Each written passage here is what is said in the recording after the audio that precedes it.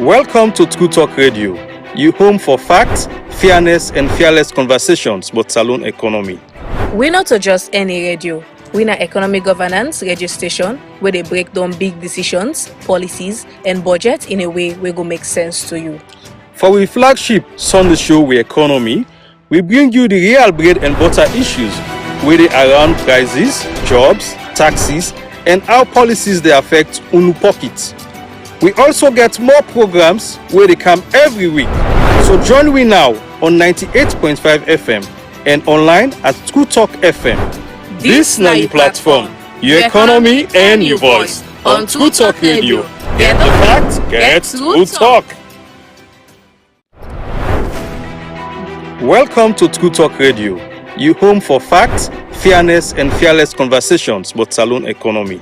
We're not just any radio. We're an economic governance radio station where they break down big decisions, policies, and budget in a way where go make sense to you.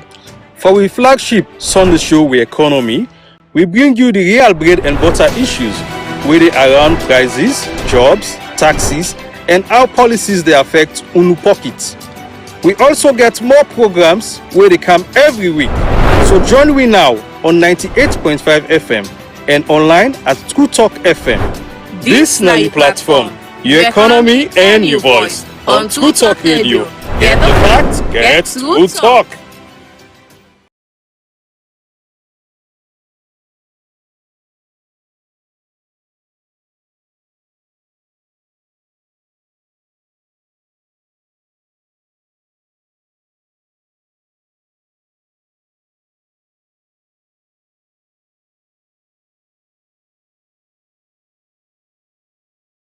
Actually need a new set of politics or a new kind of politics.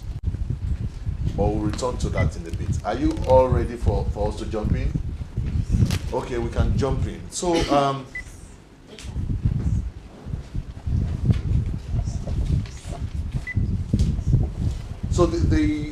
question I asked a while ago is what happened after the Hague Party case from part one. $72 million, $172 million. We don't know where it is. We don't know what happened. Over $70 million on passports. Well, over $50 million on passports. Since 2016, in fact, it was $70 million. 2016, we know nothing has been paid since the publication of the report. But one of the things we noticed, which we've got from the grapevine, that some monies have been paid on the passports. That some monies have been paid, and there is every attempt to review the contract. So it means government is listening. So we really want to congratulate government for listening to citizens and for acting on it. So it means the more we drum up these things, the more the chorus becomes louder, the faster we will see results. So today's report is the Hague Party case part 2, prison contracts and the case for a new contract. In the first report, we established how procurement is a challenge, and we've seen that what we did in the first one was on revenue, monies coming in from government, how are those monies collected or not collected, and we actually explained the patterns how those monies are lost in revenue. So now we are actually turning the searchlight on expenditure. So it's really money that trickles in, but we are asking ourselves, how are they spent? How are these monies spent? So what we will see at the end of the day, just as the Hague Party case part 1, we are almost losing, I will say, everything on the expenditure side. So we are looking at prison rise, and why are we looking at prison rise? We are looking at prison rise because it provides an opportunity for us to look at the procurement and distribution of rice generally within government. Government of Sierra Leone procures rice for the military, for the police, for prison officers, even for hospitals. So rice procurement is really something really big. But for prisons, it is significant because when you look at rice and other condiments, they constitute 62% of prison procurement. So it means rice is not just a material issue, but when you look at just a factor of distortion, either in the quantity supply or if there is an increase in price, just by that distortion, it means there is a significant loss. It will lead to significant loss. So that's why it is useful for us to understand what is happening to prison rice. And importantly again, like I said, it provides a field of learning for other contracts. So this research really asks an important question. How do we compare rice procured for prisoners compared to what was really consumed by the prisoners? So this is a quantity of rice procured. How do we compare that with what was actually procured, with what was actually consumed? So we are comparing procurement and consumption. So that's one analysis that is being done. The second analysis is whether what was actually procured, whether there was a material deduction in the supply of what was procured. So to do this, we use two what we call macroeconomic data sets. We use two data sets. The first data set was to look at contracts, and we are actually looking at contracts between 2016 to 2023. We are always mindful of the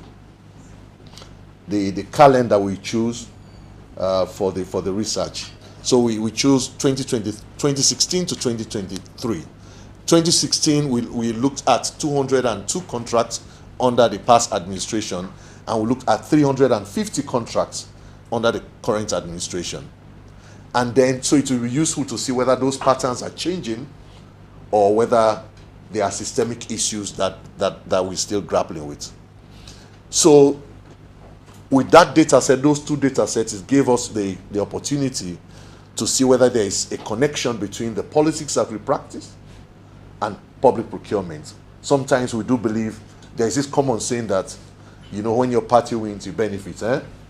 So the way resources are being distributed is based on which party is in power.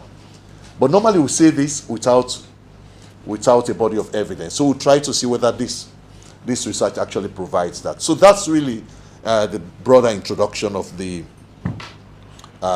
research. Then the question is, why rice? I think I've alluded to this a little bit. So why are we investigating rice? So they say in a salon, if you don't eat rice, you don't eat it. So it is not only the single largest procurement item, because when you look at rice, look at the overall procurement items. In fact, for the areas that we selected, when you look at rice, regular diet, regular and special diets, such as plazas, fish, meat, when you combine both for prisoners, they constitute 77% of the budget. So it's huge. So like I said, just one material distortion in rice and in plazas for prisoners, it means a major part of the prison budget will be squandered. And rice hold a deep political and social significance. So, we all know the significance of rice. And so even when these days I hear people are giving delegates rice, say I'm giving each delegate one bag of rice. So rice is huge.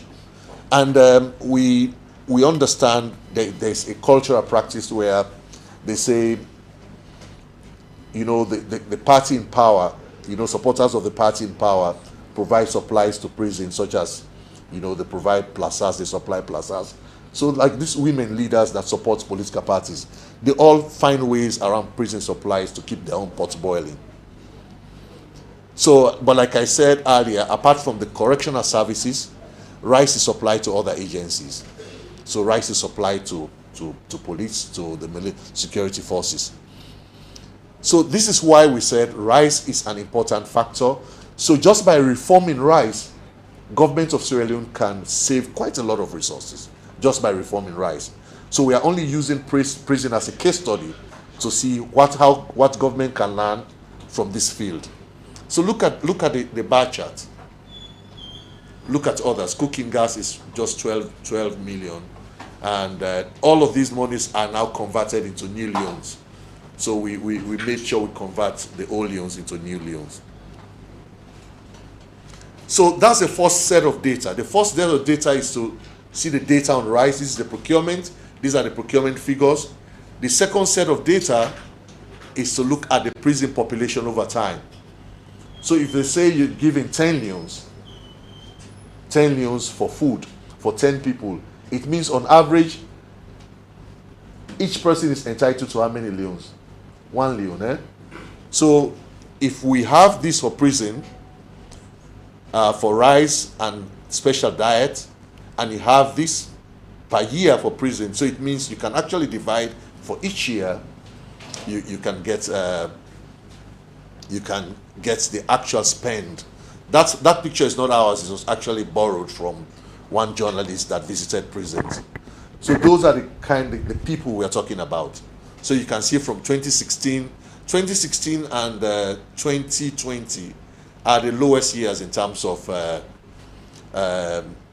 prison population. 2023 is the highest, closely followed by 2022 and 2018. I don't know why prison, we did not investigate why are prison figures, inmate figures, very high for those years.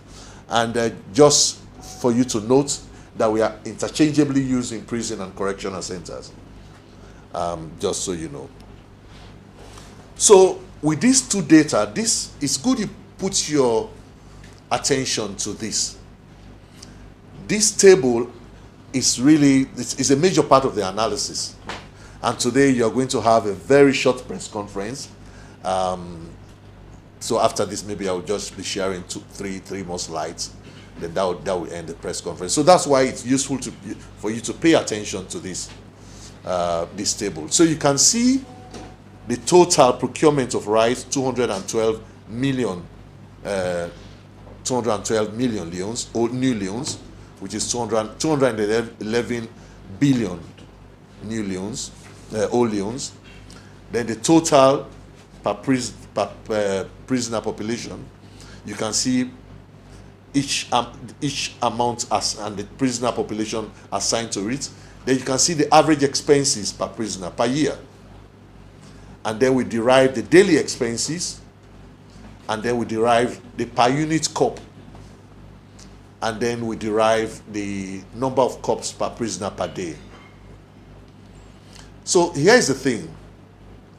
If you look at the number of cups per prisoner per day, so when you look at all of this, the average cup per prisoner per day is 10 cups of rice. When we look at the average cost, the average procurement, that's on paper. So when you look from 2016 to 2023, government of Sierra Leone was procuring on average 10 cups of rice, 10.2 cups of rice per prisoner per day.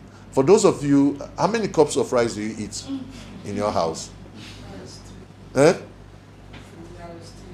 cups? How many of you? Just you? Oh, okay. Anyway. Okay. So it's 10 cups of rice per prisoner per day. So here's the thing. 2017 recorded 15 cups of rice per prisoner per day. It got better. There was a sharp fall in 2020, 2017, with 4 cups per prisoner per day.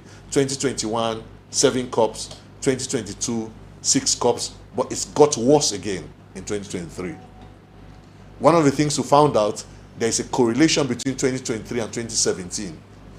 These are years of elections, election expenditures. So there is a report by the Center for Accountability and the Rule of Law in 2019 that shows that there is seasonality about corruption in Sierra Leone. So there are certain seasons, especially around elections, corruption tendencies are high. So you can see, drawing from this, we expect corruption tendencies to be higher by next year, 2027, as we approach the 2028 election. So that's one lesson that we can draw from this. So on average, daily rice expenses is about 15.6, almost 16 cups of rice, 16 leons rather. 16 leons is what the rice is purchased per day. So these are the conclusions. So we estimate that at least 80% of the monies used on the procurement of rice for prisons is a wasteful expenditure, assuming that each one prisoner consumes 1 to 2 cups of rice a day. At least 80%. How many cups of rice do you think these people are consuming? Huh? So at least 80% of the rice procurement is lost. So in the report, we'll share the details of the report. You can actually see analysis of caloric intake, wherein if you take 1 cup of rice, how much is being lost. If you take 2 cups of rice, how much is being lost. If you take 3 cups of rice, how much is being lost, as in the case of this man, how much is being lost. If you take 3 cups of rice, you're actually losing around 69%, 67%. If you take 1 cup of rice, you're losing around 87% of your expenses. So at least 80% is being lost. And you can see 10 cups of rice per day, 10 cups of rice per day, the same and nearly the same amount is being used for other special diets, for condiments, for fish. It's that same amount. So it means if you convert all of those monies into rice, one prisoner is actually assigned like 20 cups of rice per day on average. But one of the big findings is that because these high quantities are constant across administration, it's not really changing. So even when you say, even when we say it's better, it's got better in 2017, it's still 4 cups. It's got better in 20, it's still 7 cups. It's still 6 cups. It's still high. So it's across regime. So it means our conclusion is that it's a deeper structural issue. So what we see there, those distortions are not just accidental or incidental. There's a deeper structural issue. So it means that's how we see rice procurement.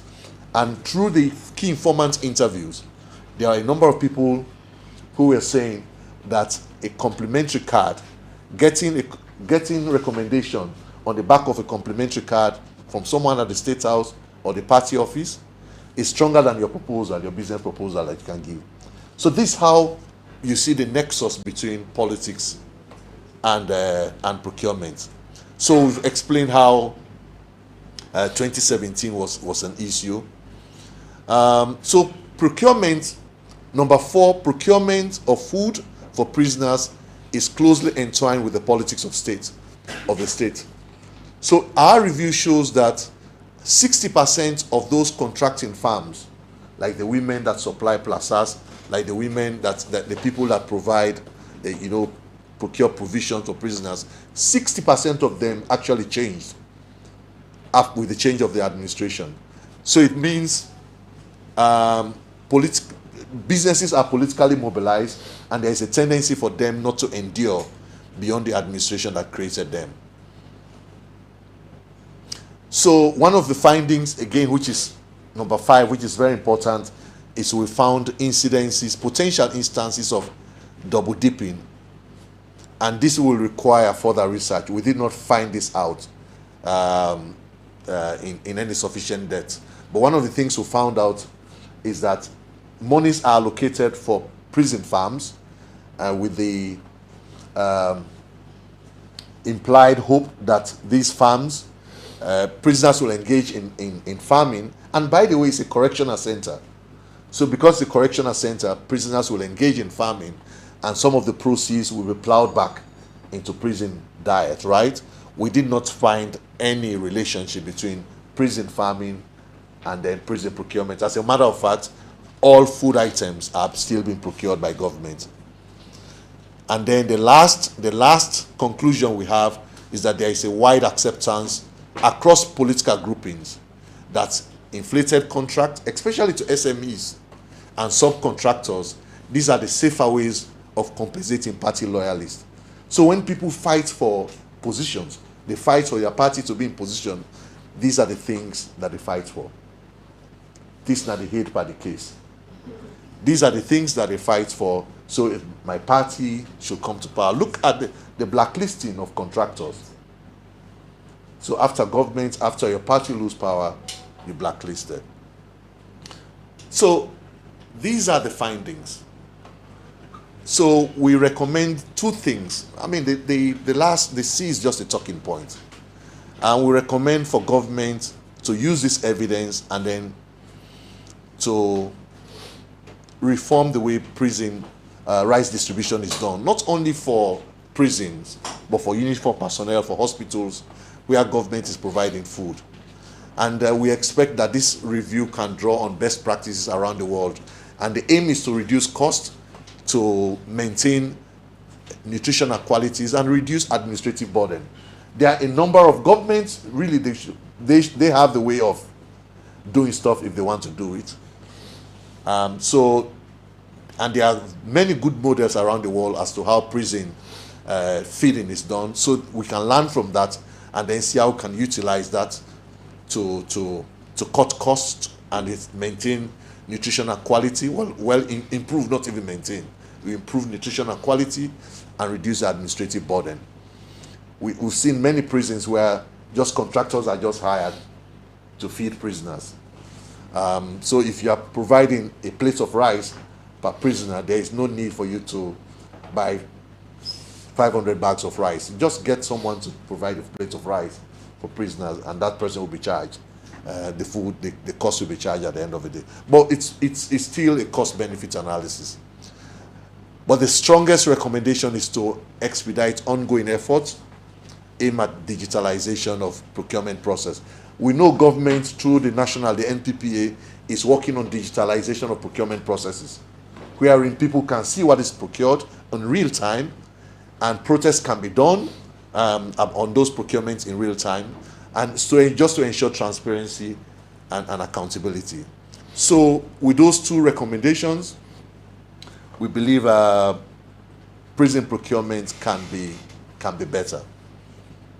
Well, not only prison procurement, but rice procurement generally can be better. So I think that's the report. We actually need a new kind of politics. And I tell you, I just noted a few things as to why we need a new kind of politics. We know that our politics is so unproductive, but what that politics does is to keep us divided. I think one of Sierra Leone, we have, I will say, one of the oldest bar associations on the continent, but now we have the bar association divided. You can see how politics is shredding us, and the drivers of that dysfunction or the drivers of that division is because of the benefit politics brings. And so we can see, even within the media, there is, I don't want to call out any media house, but there are media houses that we invited today. There's a particular media house that said, I can't report on prison. When they say, no, it's because I have a relationship with someone at prison. We know it's difficult. And but not that when we say these things, we don't have relationship with people in APC and SLPP. But to us, it's actually revealed to us the difficulty of reforming Sierra Leone. So and I completely understand why this difficulty exists. To me, and we've seen that through many of the research that we've done, it's out of fear. There is this fear that if SLPP is not in power, people in the south and east will be worse off. If APC is not in power, people in the north will be worse off. But we've tried and tested that for over 60 years, and what we've realized is that both McKinney and Bo are not getting any better. Just as APC is bad off, Potloko is bad off under APC, so is Kenema not better under SLPP. Yes, we can see glimmers here and there, but when you look at it in aggregate terms, it's not helping anyone. So we actually need to change the politics. And that change really starts with when you look at your brother in the eye or your sister in the eye from the same region, from the same party, to say, no, you are a problem. We need to change. You need to change your practice. We cannot change if we continue to blame. You are in McKinney saying that then people in Abo, they are a problem. Or the ones in McKinney, in Bo saying, no, the one that they na McKinney, they are problems. Or Freetown saying it's the provincials that are problems. So we have a politics that we actually need to reform. So I saw this politician talking about flipping the tables of injustice. I think that's really what we need to do. We flip the tables of injustice, and what that means, just as we see this shooting of protesters in McKinney, like under SLPP, you saw students being shot in Bo under APC. We need to change this form of politics, and this politics, I think, the Haid Padak case, now they have contracts here, the procurement. So with that, I rest the explanation and we'll just listen to you. But just so you know that the key findings are here. 80% is being lost, 10 cups of rice a day, 15 cups in 2017. It grows up, it fell, but it's 11 cups in 2023. God knows now, maybe it might be 30 cups now because we don't have much prisoners following November 26, 2020. What year was that? 2023. So it's good. It will have been useful to extend the data to see what is the rise per prisoner now. So the politics has not changed, and unless we change this politics, I think anything we'll be doing will be a monumental waste of time. So I rest there.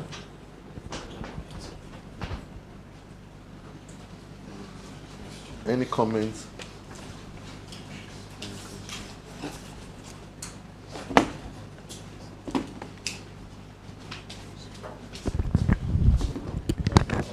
Yeah. Yeah. Thank you for putting out such a sensitive report. I think it will be of for us as a nation. But my concern is the number of prisoners. Did you take into cognizance of, or did you go to every prison center? No, there is a lockup record. There is a daily lockup record and there's an annual lockup record. We based our analysis on the lockup record as at December 2024. So it's not our records, it's actually their records. Nationwide. Nationwide, yes. It's nationwide lockup record.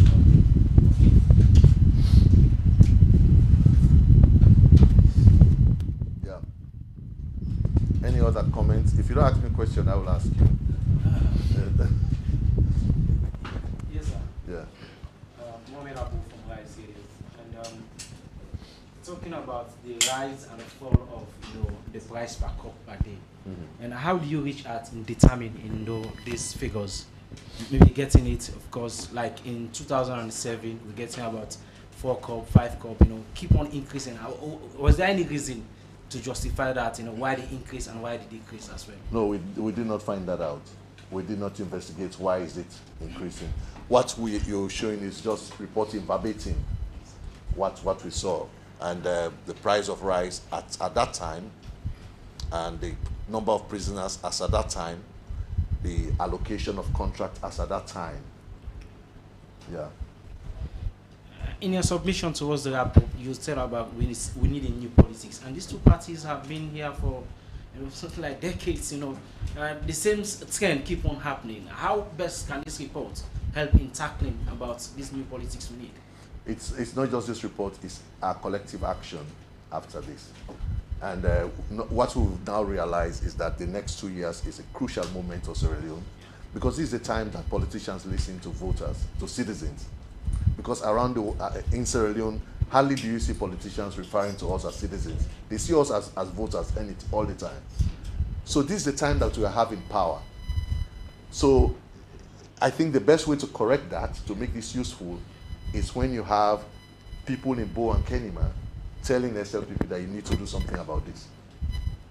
Because they know they are risk if they do not do it. Yeah. So, and the best you can do is people in McKinney and Port Loko saying, the decision is not just in Freetown. The decision has to come from this stronghold. And the best way to do that is when these reports and facts and data like these are amplified. They call it catalytic information. You know, when you talk about PR system, first past the post, a lot of people will not care about that. But when you talk about toll road, what money is being taken to buy rice for prisoners not coming to your table, then people will begin to understand this is not about green and red. It's really about how resources are allocated within the state. Yes. I am Alassane Kumai. Yeah. The report is centered around the procurement aspects of rice for prisoners. Yeah. I would like to ask, were you able to get an information based on what is the amount of rice being used in all the correctional centers across the country, for us to know the reality on the ground? Because when you look at the procurement, you are able to project that there is 10 cups of rice per prisoner based on the procurement. So we just want to know the reality on the ground. If you are able to talk with those. What much is actually being cooked and served? Yes. Yes. If you can see in the report, we did not do the interviews. There is an audit report. The Auditor General actually did a special audit on prison conditions, and one of the things they investigated is food. And the basic finding is that the prisoner almost eat like once a day, because as per the Correctional Services strategic plan for those years that we studied, the prisoner should eat 3 times: breakfast, meal, and dinner, afternoon meal and lunch and dinner. But the Correctional Service, the audit service, proved that it's only once. And the prisoner, in fact, you can see, I really encourage you to go to the audit website. There's a comprehensive audit on prison food. But what they did not do, which we did, is to calculate the material loss, looking at the procurement and then the number of inmates in the prison. Which one of the audit reports you? It's not the audit report. It's a performance audit for prisons. Just Google performance audit for prisons. There have been 2 performance audits, the most recent one, and then there's an earlier one in 2011, but there's a most recent one. It will tell you, if it has pictures, they are disturbing. I did not want to share those with you. Mine is just suggestion. I think a month ago, we launched the reports that has to be passport and to it. And we have launched several other reports which are of great relevance to the nation. I think it's high time now we should invite MDs, stakeholders to be part of the report launch. I think it will also send a great signal to them, and also their inputs towards the reports that you come up with. Yeah. And I think it will be of a great help to not just a report, but us as a nation, because if they are here in presence and their contribution will be captured also by members of the media with regards to the report. Thank you very much. I think that's a great point.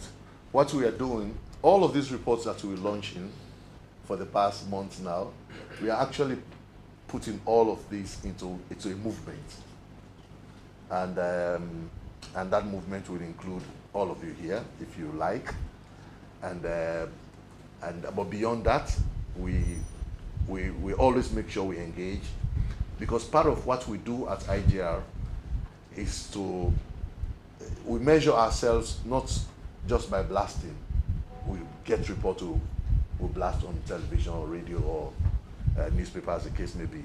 But the uptake, and your question is around the uptake of the recommendations. So we definitely engage on that. But there could be resistance. And so the reason why we rely so much on the media is to break the back of that resistance.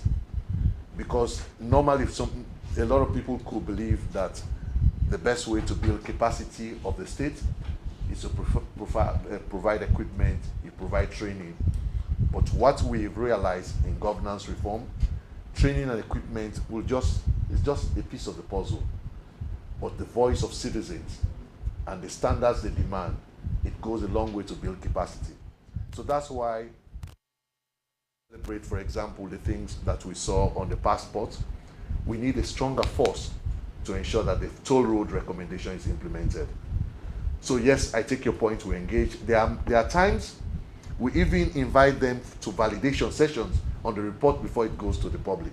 So we do engage. And we see value. And one of the things we've mastered is to understand the pressures that they face as well. I was in some meeting and someone will say something, one partner that I don't want to name, and the comment was, if you say that now, maybe some people will say it's regime change that you want to promote.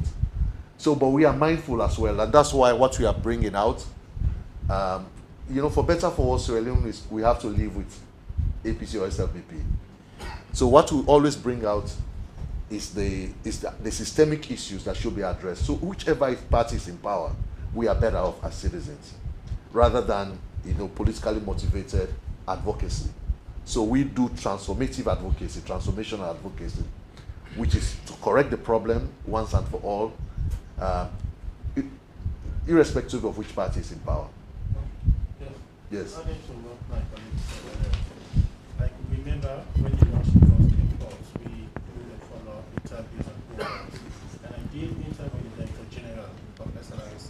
And I think you stated that interview where he stated that one, IJAC did not engage us about the reports, and also some of the things that you captured in your reports for them are not true. So my question is, for this report, did you actually involve or contact the management of correctional service to present to them your findings and some of your recommendations? Because at the end of the day, once we report some of these things, you will see them out there saying, oh, some of these things are not true, they did not consult us, they did not involve us. So did you? So I wish for the day a politician will say, really, I acknowledge that's the problem, I'm going to correct it. And that's the day we'll always for. This is the room that we sat, the SLRA guy, that did not SLRA. He sat there, exactly where the young man is sitting. He sat there with the director, the guy that oversees the toll road. He sat there, and NRA was there. And we had the World Bank, the IMF, all of them in this room. So for them to say, no, they did not talk to me, they do not want to engage with the subject. So the question is, you should have asked them, how much have you collected from the toll? That's really the question. It's not about whether IGR met me or did not meet me. How much did you collect from the toll? How much have been paid to Sierra Leone? That's really the issue. So this is not really, we are an independent think tank. As a matter of fact, we should just sit and do this and publish. We are an independent think tank. So it's not, so the question you need to ask on this, whether it's really 10 cups of rice at all, it's not about whether IGR came to visit me or not. It's important that we go there, but I think what is more important is the issues that we are raising. And don't, it's a bait, don't fall for that, it's diversionary. So, grill them on the substance of the issues. So how much, they should tell you for prisons, how much are they actually cooking for prison per day? We expect journalists to tease out more questions from this. What we've done as researchers is just to bring the bulk figures, right?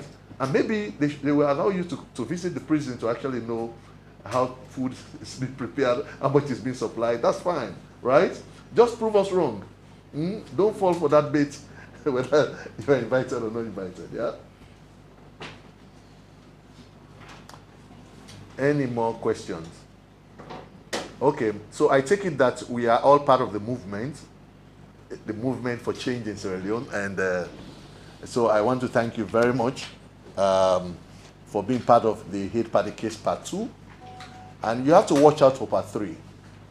Wow. Yes, you have to watch out for Part 3. Wow. Let's see how it goes. But let's see how we run with this story, and you know we can fix Sierra Leone, eh? Yeah. We can fix it. And really the media and civil society, we need to combine efforts to ensure that that is done. Thank you very much.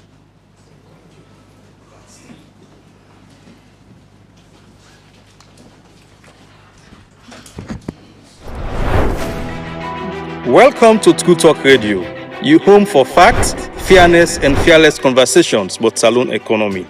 We're not just any radio. We're an economic governance radio station where they break down big decisions, policies, and budget in a way where go make sense to you. For our flagship Sunday show We Economy, we bring you the real bread and butter issues where they around prices, jobs, taxes, and how policies they affect unu pockets. We also get more programs where they come every week. So join me now on 98.5 FM and online at True Talk FM. This is the platform, your economy and your voice.